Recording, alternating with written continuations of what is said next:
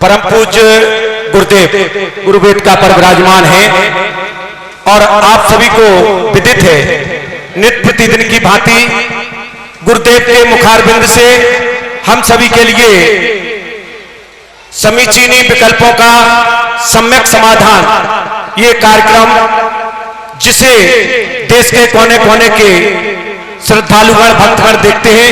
आइए हम चलते हैं गुरुवर के श्री चरणों में समीचीनी विकल्पों का सम्यक समाधान के लिए आप सभी महान भाव माता बहनों से निवेदन है कृपया यथास्थान विराजमान रहने की कृपा करें।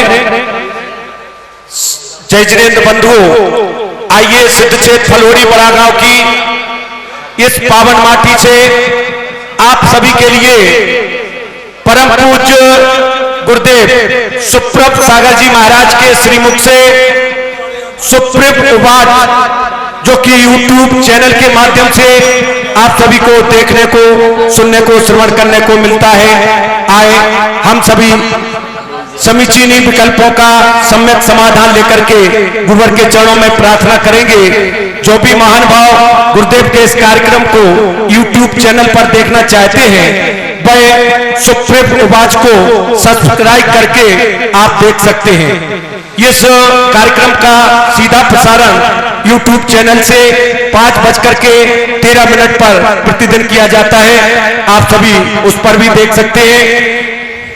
हम और आप सभी गुरुवर के चरणों में जिसकी जो जिज्ञासा हो वह अपनी जिज्ञासा लिख करके दे सकते हैं और उन जिज्ञासाओं का समाधान होगा। धरती के देवता आचार्य विशुद्ध सागर जी महाराज की ये बहती धारा आप सभी के लिए आप सभी के मनमानस को प्रचालित करने के लिए आए 4 पंक्तियों के साथ गुरुवर के चरणों में हम अपनी वंदना निवेदित करते हुए शंका समाधान की ओर आप सभी को ले चलते हैं कि स्वर न बिगड़े जिंदगी का, स्वर न बिगड़े जिंदगी का बांसुरी बनना पड़ा, पास स्वयं को ही स्वयं से अजनबी बनना पड़ा। इस पुण्यशाली धरा के जीव ना भटके कहीं, इसलिए एक देवता को आदमी बनना पड़ा, इसलिए एक देवता को आदमी बनना पड़ा। निश्चित तौर पर विशुद्ध वाणी के प्रणेता आचार्य भगवान विशुद्ध सागर जी महाराज के पावन श्री चरणों से बहती हुई है अमृत धारा उनके अज्ञानवर्ती शिष्य मुनिवर सुप्रभ सागर जी महाराज के मुखारबिंद से हम समीचीनी विकल्पों का सम्यक समाधान के लिए प्रार्थना करें। संगस्थ मुनिवर प्रणत सागर जी महाराज के श्री चरणों में कहे गुरुदेव आपके मुखारबिंद से आज का ये आगे का कार्यक्रम संचालित हो और लोगों की जिज्ञासाओं का समाधान हो।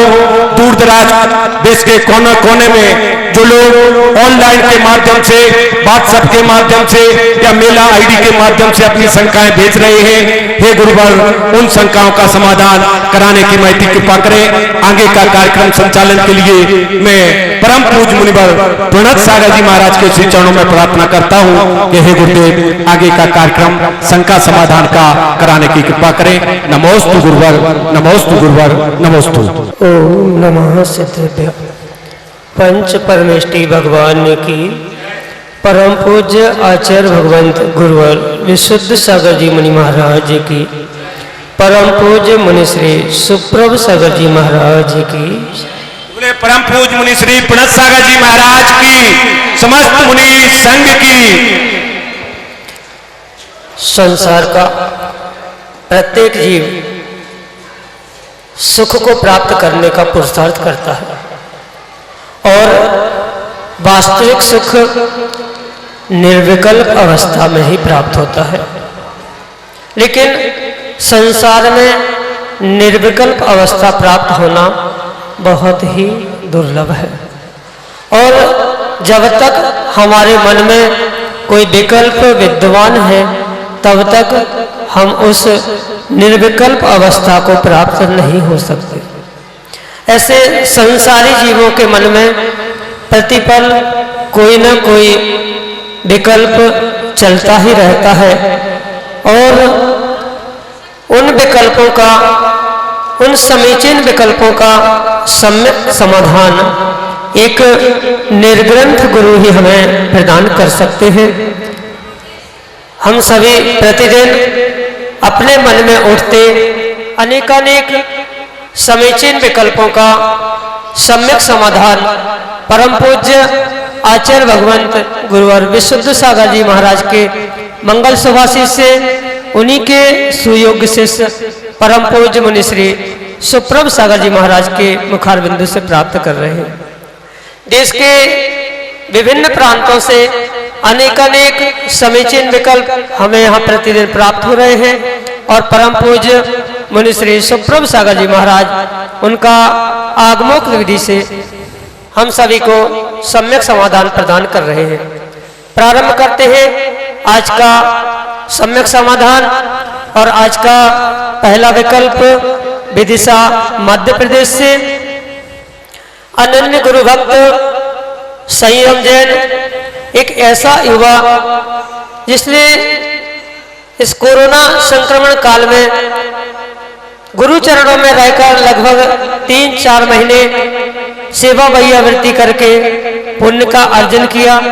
ऐसा वह युवा अपना समीचीन विकल्प परम पूज्य मुनि श्री के चरणों में रख रहा है कि महाराज जी, जैसे कोई श्रावक अपने गुरु आचार्य भगवान से दीक्षा लेता है और वह चाहता है कि जीवन पर्यंत अपने गुरु के चरण शरण में साथ रहकर उनकी सेवा वैयावृत्ति करते हुए अपनी साधना करें, अपनी चर्या करें, परंतु कुछ दिन बाद वह गुरु अपने शिष्य को धर्म प्रभावना हेतु अलग कर देते हैं, पर उनका वह शिष्य गुरु से पृथक होना नहीं चाहता, परंतु गुरु आज्ञा से उसे जाना पड़ता है। तो क्या उन गुरु को पाप या दोष लगता है? शिष्य की दूर होने की भावना न होने के कारण वह शिष्य अपने गुरु के अपने अंतिम समय समाधि मरण के समय गुरु चरणों में रहना चाहता है, पर दूर होने के कारण वह नहीं पहुंच पाता। क्या यह उचित है? हमारे समीचीन विकल्प का सम्यक समाधान करने की अनुकंपा करें। नमोस्तु महाराज जी, नमोस्तु। ओम नमः सिद्धेभ्यः। परम पूज्य आचार्य भगवत गुरुवर विशुद्ध सागर जी महाराज के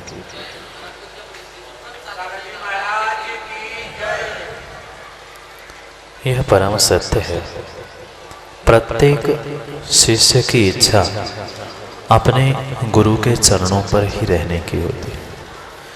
कभी भी कोई शिष्य अपने गुरु से पृथक नहीं होना चाहता, पर फिर भी यह चाहे घर परिवार की कह दो या संसार की ऐसी ही परंपरा और ऐसी ही कार्य प्रणाली आज तक होती आई है कि घर में भी कोई बेटा अपने पिता से अलग होना नहीं चाहता, पर फिर भी कुछ समय बीतने के उपरांत बेटे की योग्यता को देखकर या शिष्य की योग्यता को देखकर गुरु उसको पृथक उपसंघ में या पिता अपने बेटे को अलग से कोई व्यापार करने के लिए प्रवृत्त करता है।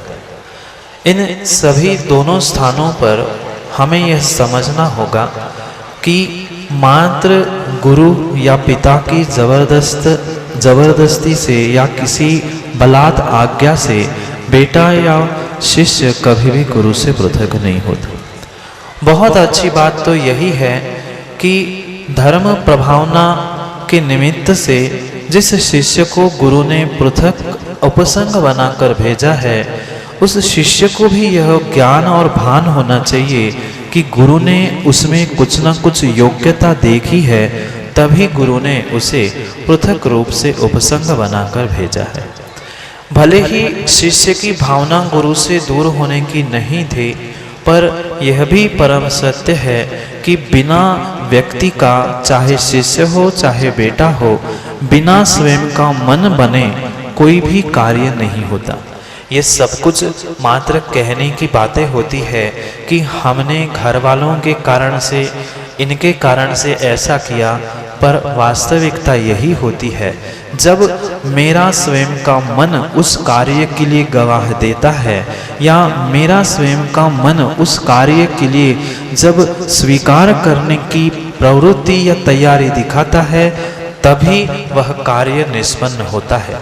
चाहे गुरु से पृथक होने की बात हो, माता पिता से अलग होने की बात हो, जब तक हमारा मन उस कार्य के लिए नहीं मानता है, तब तक हम उस कार्य को संपन्न नहीं करते। इसलिए यह बात मात्र कहने की है कि हम बिना मन के या किसी के कहने में बहकावे में आकर ऐसा कार्य कर रहे हैं। जब तक हमारा मन नहीं होता, तब तक माता पिता भी हमें घर से बाहर नहीं कर सकते। उसी प्रकार से एक गुरु भी किसी शिष्य को बलात् जबरदस्ती करके संघ से बाहर भगाता नहीं है। पृथक संघ बनाना, उपसंग बना के प्रभावना के लिए भेजना, इसका अर्थ कहीं जबरदस्ती संघ से निष्कासित या बाहर करना नहीं है, वह संघ में भी है। यही जो विषय आपके मन में आया था कि दीक्षा के उपरांत गुरु की सेवा और वैयावृत्ति करना है, ऐसा ही प्रत्येक शिष्य के भीतर विकल्प रहता है, पर गुरु की भावना भी और स्वयं का कथनचित मन का परिणमन भी समझकर ही वह निर्णय हुआ करता है। जैसे आपके मन में विकल्प आया था, ऐसी हमें भी जब संघ से आचार्य भगवंत से पृथक होना था, तब हमने भी आचार्य जी से यही कहा था कि गुरुजी हमें भी अलग नहीं रहना है, आपके साथ ही रहना है, पृथक संघ बना के नहीं जाना है। बहुत सुंदर बात तब गुरुजी ने हमसे कही थी, वही तुमसे कहते हुए मैं तुम्हारा समाधान देना चाहता हूँ। गुरु ने कहा था, बहुत अच्छी बात है बेटा, तुम मुझसे दूर नहीं होना चाहते, मैं भी तुम्हें दूर नहीं करना चाहता हूँ, पर मैं समझ रहा हूँ समय की नजाकत, तेरी योग्यता, इन सब को देखकर अपने गुरु शिष्य के संबंध से भी बड़ा धर्म की प्रभावना का कारण हुआ करता है। और मुझे वह शिष्य अपने नजदीक लगता है या अपने पास लगता है जो दूर रहकर भी गुरु आज्ञा में या मेरी आज्ञा में रहता है, और वह शिष्य मेरे लिए शिष्य नहीं है जो मेरे पास शरीर से रहते हुए भी मेरी आज्ञा में नहीं है। भले ही तू मेरी आज्ञा से दूर रह रहा है, पर तू मेरे पास ही है। क्यों? क्योंकि तू अगर मेरी आज्ञा में है, तू मेरे पास में है, और मेरे पास रहकर आज्ञा में नहीं है, तो वह शिष्य शरीर से पास होकर भी गुरु के पास नहीं होता। ये बात जो गुरु ने हमसे कही थी, वही तुम्हें कहना इसलिए आवश्यक था कि ये पक्की बात है कि कोई भी कार्य एक बात से या एक निर्णय से नहीं होता। जब तक दोनों की सहमति कुछ हंस में नहीं होती, तब तक कार्य नहीं होता। यह निर्णय पक्का करना होगा। कोई भी गुरु शिष्य को बलात् जबरदस्ती संघ से बाहर या निष्कासित करने रूप उपसंग नहीं बनाता। कभी ना कभी उसके मन में एक बार तो विषय जब आता है, तभी गुरु की आज्ञा वह स्वीकार करता है। जैसे बहुत सारे जीव युवा कहते हैं कि हमारी तो इच्छा शादी करने की नहीं थी, घर वालों ने जबरदस्ती करा दी।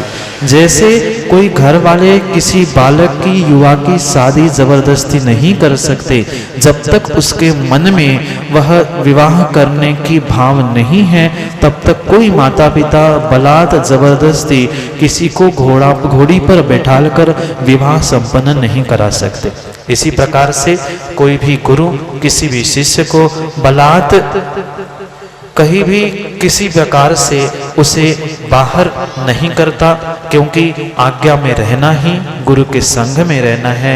यही आपके लिए सम्यक समाधान। अगले विकल्प के लिए हमारे सामने है सिंघई विद्या जैन, बड़ा गांव मध्य प्रदेश से, जो कि अपना समीचीन विकल्प परम पूज मुनिश्री के समक्ष रख रहे हैं। मुनिद्वय के चरणों में कोटि नमोस्तु।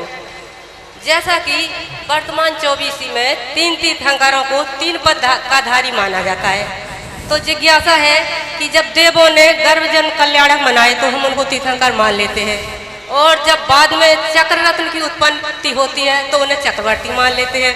पर कामदेव पद का हम किस आधार से उनको मानते हैं, यह जिज्ञासा है गुरुदेव। नमस्ते। कामदेव पद कोई चक्ररत्न से, कोई कल्याणक मनाने से प्रकट नहीं होता, अभी तो वह बालक जन्म से ही उस कामदेव पद को लेकर ही जन्म ले। चक्रवर्ती पद चक्र प्रकट होने से प्राप्त होता है, पर तदजन्य पुण्य वह जीव वह जन्म से ही धारण कर, चाहे तीर्थंकर प्रकृति का उदय आने वाले आगे 13वें 14वें गुणस्थान में उद्घाटित होता है, पर उसका बंध या उसका सत्व जीव जन्म से ही साथ लेके आता है। इसी प्रकार से जो कामदेव पद है, उस कामदेव पद का कोई बहिरंग चिन्ह चक्ररत्न कल्याणक आदि रूप नहीं है, पर जो असीम उस जीव के पर्याय का लावण्य है, सौंदर्य है, उससे ही उसका कामदेव पद निर्धारित किया जाता है।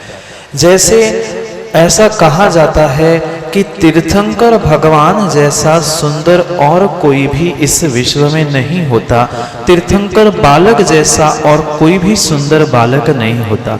उनकी ही तुलना करने योग्य या कथनचित किसी अपेक्षा से उनसे भी कुछ गणना करने में या किसी अपेक्षा से कथनचित लावण्य से, सुंदरता से, जिनका मुख्यता से उस लावण्य से जो प्रभुत्व बढ़ता है, या जिनका अतीव अतीव अतीव सुंदर लावण्य सुंदर रूप होता है, उनको ही कामदेव पद से विभूषित कहा जाता है।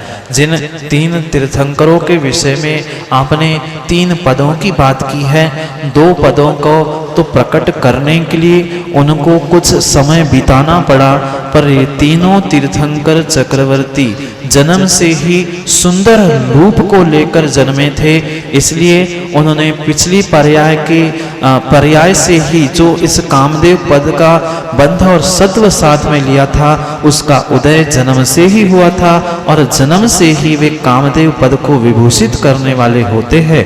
जरूरी नहीं है कि युवा अवस्था में या किसी विशिष्ट अवस्था में उनको इस पद की प्राप्ति हो, जन्म से ही अतीव सुंदर लावण्य से, उनके रूप से ही वह कामदेव पद उनके उस पर्याय के साथ ही प्राप्त होता है। यही आपके लिए सम्यक समाधान। अगला विकल्प के लिए हमारे सामने है बड़ा गांव टीकमगढ़ मध्य प्रदेश से हीरालाल पांडे, जो कि अपना समीचीन विकल्प परम पूज्य मुनिश्री के समक्ष रख रहे हैं।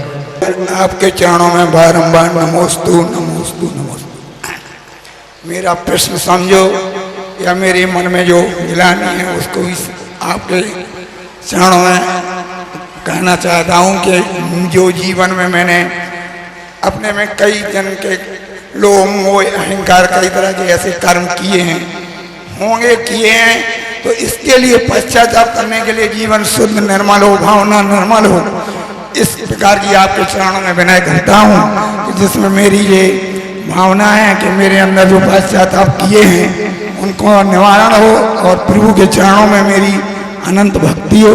यही आपसे निवेदन है कि इसके लिए आप उपाय बताएं कि गुरु चरणों में मेरे हमेशा आपके चरणों में बार बार श्रद्धा सुमन आपके चरणों में हमेशा।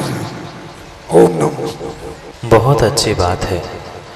प्रत्येक व्यक्ति के जीवन में कुछ न कुछ ऐसी घटनाएं होती है जिन घटनाओं को लेकर वह अपने आप में अशांत या ग्लानि को प्राप्त होता है। हो सकता है इंसान गलती करता है, पर इंसान ही गलती को सुधारने का प्रयास भी करता है। कम से कम आपको आत्मग्लानि है और उसे सुधारने के भाव आ रहे हैं, यही वास्तव में आपके इंसान से भगवान बनने के मार्ग को प्रशस्त कर सकते। आपने अगर आपको उन गलतियों के विषय में कुछ ज्ञान होगा जिनके निमित्त से गलतियां हुई हो, या अज्ञानता में भी जो हुई हो, उनके निमित्त से आप किसी आचार्य भगवंत गुरु के चरणों में पहुंचकर अपनी प्रत्येक गलती का यथावत आलोचना या जो जैसा आपके साथ घटित हुआ है उनको उनके सामने खोल के रखने का प्रयास करना और उनसे ही जो प्रायश्चित प्राप्त होगा, जो पश्चाताप प्राप्त होगा, उसे जीवन में स्वीकार करके, अंगीकार करके अपने आप को शुद्ध करने का प्रयास करना। क्योंकि गलती तो हमसे हो सकती है, पर उसका शोधन, प्रायश्चित, पश्चाताप आदि किसी आचार्य गुरु से ही प्राप्त करने की व्याख्या हमारे आगम आदि में लिखी है। इसलिए किसी गुरु के चरणों में पहुंचकर उसका प्रायश्चित पश्चाताप करें और गुरु के चरणों में रहकर उनकी सेवा आदि करने के जो आपके भाव है वो भी बहुत अच्छे हैं। आप सदैव ही गुरु के चरणों में अपने पश्चाताप और प्रायश्चित के भावों को लेकर अपनी गलती का एहसास करते हुए उनकी सेवा करने में उद्यत होते रहना और उनके प्रति श्रद्धा समर्पण के भाव बनाए रखना। इससे ही आप गुरु के चरणों से जुड़कर अपने जीवन की उन्नति कर सकते हो। यही आपके लिए आशीष के साथ मंगल सम्यक समाधान। अगले विकल्प के लिए श्रीमती प्रफुल्ला सिंघई, बड़ा गांव, मध्य प्रदेश से अपना समीचीन विकल्प परम पूज्य मुनि श्री के समक्ष रख रहे हैं। गुरुवर, मेरी बेटी दामाद इंग्लैंड में हैं और वो मुझे 10 साल से बराबर बुला रहे हैं। उनके घर से मंदिर 70 किलोमीटर दूर है और मेरा मंदिर का नियम है, मैं कैसे वहाँ जाकर अपनी प्रतिज्ञा पूरी करूँगा? माँ, दो में से एक का चुनाव करना जरूरी है, एक धर्म या एक मोह। अनादिकाल से हमने राग, द्वेष और मोह में आते हुए धर्म और धर्म की क्रियाओं को छोड़ने का पुरुषार्थ किया, जिसके कारण हम इस खोटे पंचम काल में आए। जैसे कि आपने विकल्प कहा है और भेजा है, उसमें आपको जब से याद है तब से शायद आज तक आपने प्रभु के दर्शन नहीं छोड़े और चंद दिनों के उस राग में, लोभ में आकर अगर आप अपने इतने वर्षों के, 50 वर्षों के नियम को तोड़ने के भाव ला रहे हो तो वास्तव में वह योग्य नहीं है। बहुत अच्छी बात है कि उनको समय हो, उनको अगर आपसे मिलना है तो वे आपके पास आके कुछ समय बिताने का पुरुषार्थ करें, पर मेरे हिसाब से आपको यहाँ का धर्म ध्यान, देवशास्त्र गुरु का सानिध्य छोड़कर वहाँ पर जाने की कोई भी आवश्यकता नहीं है। क्योंकि जो आपका या किसी भी जीव के पर्याय के परिणमन का कोई भरोसा नहीं है। माना कि हमने जीवन भर साधना की, जीवन भर धर्म आयतनों की सेवा की और कुछ ही दिन के लिए हम वहाँ पहुँचे और कुछ ऐसी प्रतिकूलताएं बनी कि वहाँ से हम पुनः नहीं लौट पाए, तो हमारी जीवन भर की साधना धरी की धरी रह जाएगी। क्योंकि बाहर विदेश आदि में जीवन जीने की कला, भौतिकता, ये सब कुछ प्राप्त हो सकता है, पर मरने की कला कहीं सिखाई जाती है तो अपने भारत देश में और धर्म और धर्मात्मा और धर्म आयतनों में होती है, अन्यथा नहीं है। आपकी पर्याय के परिणमन को देखते हुए मैं तो यही आपको समाधान और यही बात आपसे कहना चाहता हूँ कि बहुत अच्छी बात है जब वे अपने मोह को छोड़कर विदेश धन कमाने के लिए पहुँच ही गए हैं, तो हम भी अपना थोड़ा सा मोह कम कर दे। 10 क्या और भी 20 साल हम जिए, जितने क्षण आयु के निषेक शेष है उतने प्रत्येक निषेकों को हम धर्म और धर्म आयतनों की सेवा में अगर लगाएंगे तो आने वाली पर्याय भी हमारी उत्कृष्ट होगी। अन्यथा 50 वर्ष किए हुई हमारी साधना चंद मिनटों के मोह राग के पीछे व्यर्थ ना हो जाए। इसलिए क्योंकि ये पक्का है, उनको वहाँ जाकर भी आपके लिए कितना समय मिलेगा? सुबह से लेकर शाम तक वे अपने व्यापार, अपने काम और अपने नौकरी आदि में व्यस्त रहेंगे। मात्र आपको ही मन लगाना है। तो आजकल बहुत सारे ऐसे साधन हुए हैं कि परोक्ष रूप से ही आप अपने बेटे दामाद उनके नाती पोती आदि सबको वीडियो कॉल आदि से कभी कभी देख लिया करो। पर मेरी तो राय यही है कि यहाँ का धर्म और धर्म आयतनों को छोड़कर वहाँ जाने में कोई सार नहीं है। फिर भी आपका मोह नहीं मान रहा तो फिर आपका निर्णय आप करें, पर मैं कभी नहीं कहूँगा कि देश छोड़कर विदेश में जाकर, क्योंकि ये पर्याय का कोई भरोसा नहीं है। जितनी साधना हमने जीवन में की है, अंतिम साधना नहीं है तो जीवन की साधना काम की नहीं है। इसलिए उनका काम है बुलाना, क्योंकि नहीं बुलाएंगे तो आप कहोगे उन्होंने बुलाया नहीं, और बुला रहे हैं तो ही आप कहोगे बुला रहे। निर्णय व्यक्ति को स्वयं के मन से करना है। आप अगर धर्म में कठोर होकर निर्णय करोगे तो मुझे विश्वास है आप भले ही नहीं जाए, उनको कभी न कभी आपके पास आना पड़ेगा और वे ही आपके पास आएंगे। इसलिए आप जाने का विचार ना करें, यही धर्म और धर्म आयतनों की सेवा करें, यही आपके लिए सम्यक समाधान। अगले विकल्प के लिए पुनः बड़ा गांव मध्य प्रदेश से श्रीमती प्रभा सिंघई, अध्यक्षा भारतवर्षीय महिला महासभा बड़ा गांव धसान और मध्य प्रदेश से हमारे सामने है, जो कि अपना समीचीन विकल्प परम पूज्य मनीषी के समक्ष रख रहे हैं।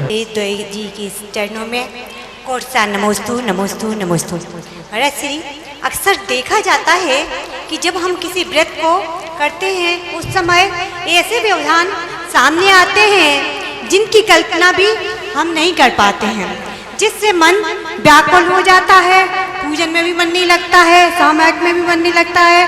व्रत एक वरदान न होकर अभिशाप सा लगने लगता है। ऐसे में हम क्या उस पुण्य क्या मन अपना उस व्रत की हम अपने व्रतों में गणना करें कि नहीं, उसका पुण्य पाप हमें क्या लगेगा? नमस्ते। आगम में एक सूत्र आया है, निश्चल्यो व्रति। जब तक किसी भी प्रकार का भीतर शल्य चल रहा है वह व्रत या व्रति की श्रेणी में नहीं आ सकता। भले ही किसी अन्य कारण से हमारे भीतर आकुल व्याकुल परिणाम है, पर उस आकुल व्याकुल परिणामों को संभालने का पुरुषार्थ हमें करना होगा। कायदे से देखा जाए तो जब तक निश्चल्यता आकुलता व्याकुलता समाप्त नहीं हो रही है तब तक किंचित भी किसी भी प्रकार के वह हमने किए गए उपवास माला जप अनुष्ठान ये उन व्रतों की या उस तपस्या के श्रेणी में नहीं आ सकते। चाहे व्रत हो या अन्य किसी भी प्रकार का तप हो, उन प्रत्येक स्थानों पर आचार्य भगवंत ने निराकुल निर्विकल्प होकर ही साधना और तप करने की व्याख्या की गई है। पर अगर किंचित किसी विषमता के कारण हमारे भीतर आकुल व्याकुल परिणाम हो रहे हैं तो सबसे पहले हमें अपने आकुल व्याकुल परिणामों को सुधारने का पुरुषार्थ करना होगा, ना कि व्रतों को छोड़ने का पुरुषार्थ करना। बहुत सारे ऐसे भी जीव हुआ करते हैं जो अपने उन आकुल व्याकुल परिणामों के पीछे व्रतों को छोड़ देते हैं, पर व्रतों को छोड़ना नहीं है। पर उसको अगर हम व्रतों में जोड़ भी ले तो हमारा तो यही कहना है कि आप उतने व्रत या उपवास जो कर रहे हो उसको और अधिक बढ़ाकर अगर करेंगे तो हमारे उन आकुलता से युक्त जो व्रत हमने किए हैं उपवास आदि उसको हम कुछ सुधारने का मौका भी दे सकते। अगर हम मात्र निराकुल होकर ही व्रत करने का पुरुषार्थ कर ले और उसको ही गणना में लेकर जिस दिन आकुलता हो उस दिन हम उस द्रव्य व्रत को भी छोड़ दे तो यह भी आगम के परिप्रेक्ष्य में योग्य नहीं है। आकुलता जो हुई थी वह मात्र हमारे भीतर की थी। अगर उस व्रत को या संयम नियम आदि को आपने छोड़ दिया तो लोगों के सामने भी उस व्रत की धर्म की और आपकी सबकी हंसी हो जाएगी। इसलिए कम से कम लोगों के सामने उस व्रतों का निर्वाह होता रहे और द्रव्य भेष बना रहे, बहुत सारे जीव यही भ्रम को धारण करते रखते हैं कि माना कि बेटे ने उपवास कर लिया और शाम के समय पे उसको आकुलता के कारण यह भाव हुए कि नहीं, हमें तो पानी चाहिए, पीना चाहिए था, माँ ने कहा बेटा तेरे भाव हो गए, अब तू पी ले। पर यह किंचित भी माँ आपका कहना कथन योग्य इसलिए नहीं है कि लोगों के सामने कम से कम द्रव्य व्रत या द्रव्य भेष अगर शाश्वत साबुत रहेगा तो कल कभी ना कभी भाव पुनः उपस्थापित होने की संभावना है, क्योंकि मन बहुत विचित्र होता है, उसके परिणाम परिणति बहुत विचित्र होती है। एक समान उसको हम संभाल के हमेशा नहीं रख सकते, पर इसका मतलब अर्थ ये नहीं है कि मन की आकुल व्याकुल परिणाम होते ही हम द्रव्य भेष या द्रव्य व्रत को छोड़ दे। भले ही उसकी गणना हम व्रतों की उपवासों की संख्या में ना करें, उतने उपवास व्रत अधिक कर ले, ये सब कुछ संभव है, पर व्रतों को छोड़ना इसका कोई भी हल नहीं है। बहुत अच्छी बात तो यही थी कि हमें निराकुल होकर ही व्रतों को धारण करना था। कथनचित नहीं कर पा रहे हैं तो करने का पुरुषार्थ करते रहे, पुनः आने वाले समय में कभी ना कभी निराकुलता अवश्य आएगी, यही आपके लिए सम्यक समाधान है। तो नित्य प्रतिदिन YouTube चैनल के माध्यम से आप लोग इस शंका समाधान कार्यक्रम का आप श्रवण कर सकते हैं। YouTube पर आपको देखने के लिए सुप्रभ उपाध्याय सब्सक्राइब करते हुए आप लोग यह कार्यक्रम देख सकते हैं। आप सभी देश के कोने कोने में बैठे हुए भक्तगण, श्रद्धालुगण, जिनकी जो जिज्ञासाएं हैं उनका समीचीनी विकल्पों का सम्यक समाधान हेतु आप अपनी शंकाएं मेल एड्रेस पर, हमारा मेल एड्रेस है सम्यक समाधान @gmail.com। इस मेल एड्रेस पर आप लोग अपनी शंकाएं भेज करके गुरुदेव के मुखारबिंद से उन शंकाओं का समाधान प्राप्त कर सकते हैं।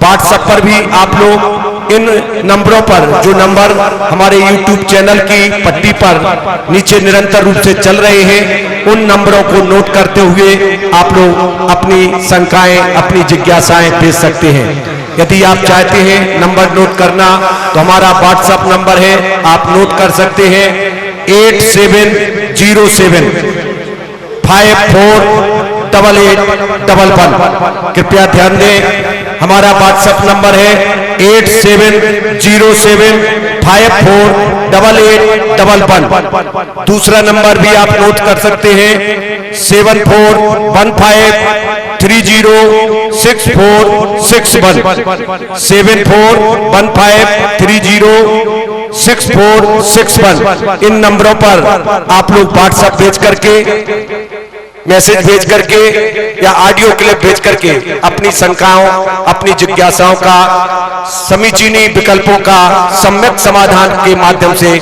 आप लोग समाधान प्राप्त कर सकते हैं। परम पूज्य गुरुदेव का मंगल प्रवचन जिनवाणी चैनल पर प्रतिदिन 7:40 पर प्रसारित होता है। आप लोग इस प्रवचन में भी अपनी सहभागिता कर सकते हैं। फलहोरी बड़ागांव से जो देवादिदेव आदिनाथ भगवान की शांति धारा नित्य प्रतिदिन गुरुदेव के मुखारबिंद से हो रही है। इस शांति धारा का प्रसारण प्रतिदिन 10:30 पर नित्य प्रतिदिन परम पूज्य गुरुदेव सुप्रभ सागर जी, प्रणत सागर जी के मुखारबिंद से आप लोग श्रवण कर सकते हैं। आप सभी देश के कोने कोने में जो श्रद्धालुगण हैं उन सभी के लिए जय जिनेंद्र।